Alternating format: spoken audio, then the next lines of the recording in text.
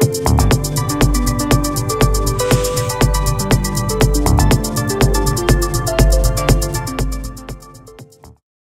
faut être capable de s'adapter tous les jours, donc il faut être en mouvement et se dire que la vérité d'hier n'est pas la vérité de demain, et donc c'est cette capacité à s'adapter au jour le jour, et puis aussi avoir confiance dans le long terme. C'est à la fois un grand écart qu'il faut faire, adapter les opérations jour après jour, mais investir pour le futur.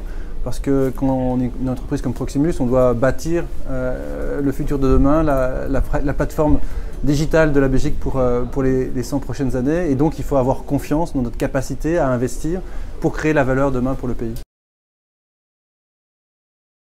Évidemment, c'est la démondialisation, donc être capable de recréer un modèle opératoire qui soit plus européen dans notre production du service télécom.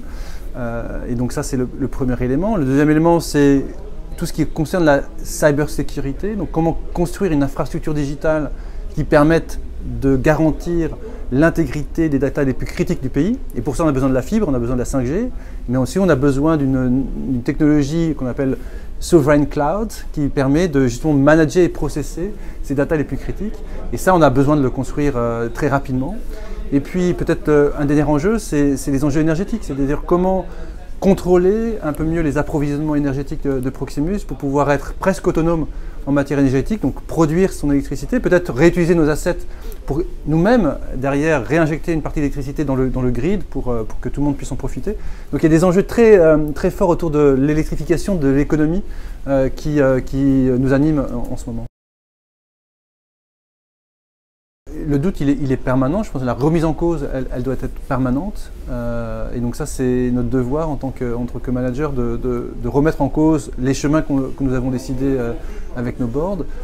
Ça fait partie vraiment de la feuille de route des CEO d'aujourd'hui dans ce monde très changeant. Peur, jamais. Je pense qu'on ne peut pas avoir peur quand on dirige une entreprise.